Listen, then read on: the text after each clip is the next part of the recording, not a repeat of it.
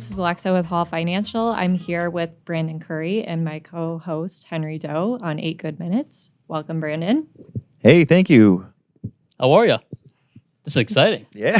Finally. Well, Brandon, we're just going to cut to the chase here. Obviously, you've been in the industry for a really long time. When you were going through your hardest points during your career, what did you do to stay relevant as an agent? Through the hard times, just keep going. Just keep fighting through. You know, a job has its ups and downs, and it doesn't matter what the market is. You just have to give it 100% every second of the day. There you Yeah. go. I think, especially for you, I mean, like, every client matters, you know? Every client, any situation. Any price point, any location. Yeah. I mean, you'll absolutely. travel 2.5 hours, 3 hours for, you know, a client, for anybody. Yeah, I've sold all over Yeah. the mitten. Yeah, that's for sure. Yeah. Yeah, I remember the one client that we had where, you know, it's a client where you sold a house and then we sold another one, but they backed out of multiple deals. You know, it's just like you'll do pretty much anything. Yeah. You know, pretty Oh, much yeah. anything. Absolutely. I've painted houses.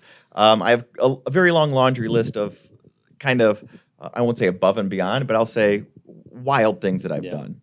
What do you think? Just, you know, you've been in the industry for a long time. You've dealt with a lot of different things. What makes you unique in the way you approach each client versus, you know, just another realtor down the road?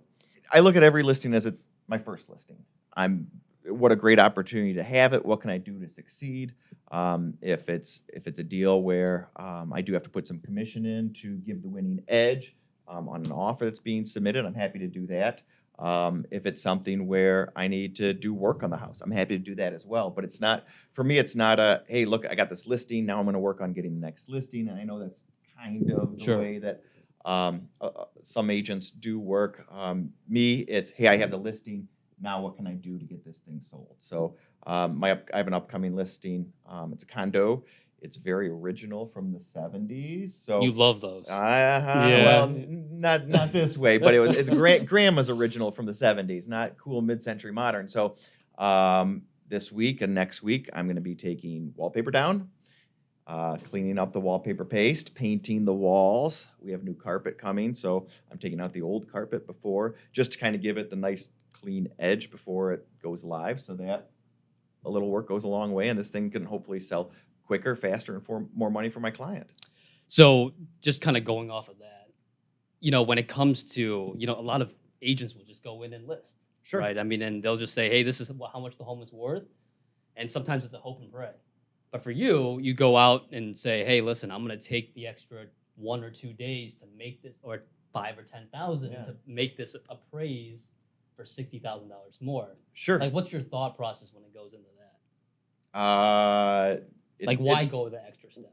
Because it's my job. Yeah. It's what I do. It's what I do to feel good about actually doing my job. It's one of the building blocks that I have to help my clients out. I know a lot of clients or a lot of agents will, you know, offer expertise on staging or moving items or kind of asking the homeowner to do the painting or power washing. I'm here. I'm able. I have legs and arms I can use, and I'm going to use them, and I'll get it done for them. And, you know, I don't work with advertising. I don't work with marketing. I work with referrals and doing good for my client, and that's what's led me to my success. Yeah, it's awesome. It really is. When did you realize in your career going above and beyond is really the answer to succeed in this industry? There was no other option for me. You know, it's what can you do to stand out? But more importantly, for me, it was what can I do to get a good night's sleep and really be proud of the work that I did and the effort that I gave that day. Yeah, absolutely. I guess going off of, you know, referrals, do you ask for referrals? No. They just come. I mean, just the extra, I mean. I'm a weird guy, so if you're taking notes, don't write any of this stuff down. I don't ask for referrals. I don't reach out. I'm not proactive in that department. Things follow me around with the work that I do. Yeah.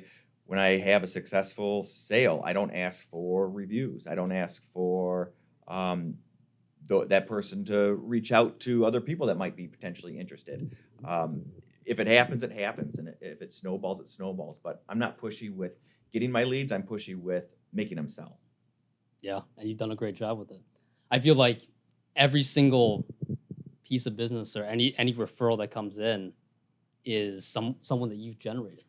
I mean, I don't think you don't buy leads. You don't. I mean, you do great advertising. Don't get me wrong, but it's all in an effort to make that seller or buyer. Sure, work with the focus on them, yeah. Exactly.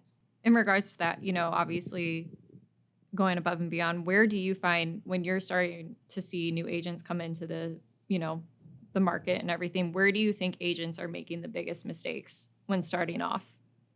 I think that everyone's a little bit different. I think that one of the mistakes that I made was, and I see a lot of people falling into it, is, hey, this job's going to be easy. Hey, I'm going to get leads. Hey, I'm going to buy leads. Hey, once I get that stream going, it's going. It's going to come to you. You have to go out and you have to look for the work, and you have to do hard work in order to get those leads. Putting the sign in the ground, and the market's been weird with COVID, where things Absolutely.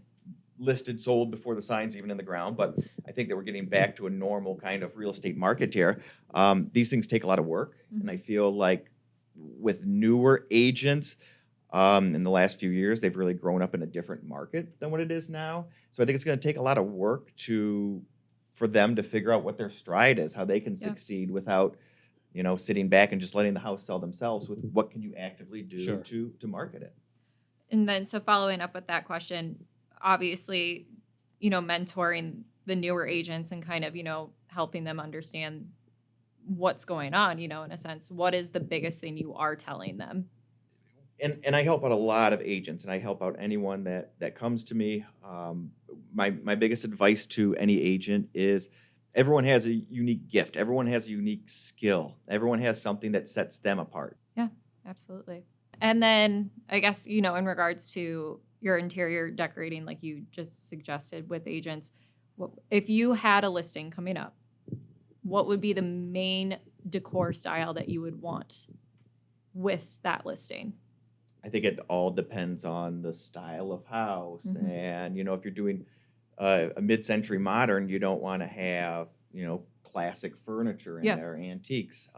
You want to stick with that style. So I would say there's no real cookie cutter answer for that, but I would say whatever's true to the home and the bones. Well, because you have such a cool, I stalked your Instagram, FYI. You need to make that private.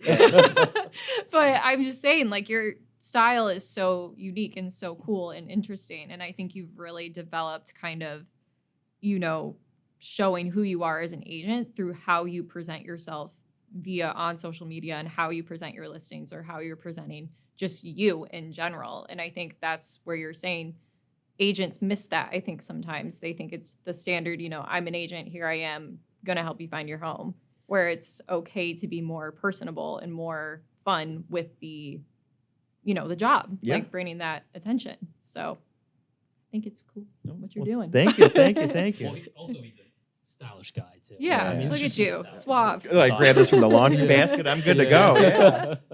All right. Well, thanks so much for coming, Brandon. This was awesome. Henry and I really appreciate it. So thanks for more having to me. For stopping by. Yeah. Cheers. Cheers.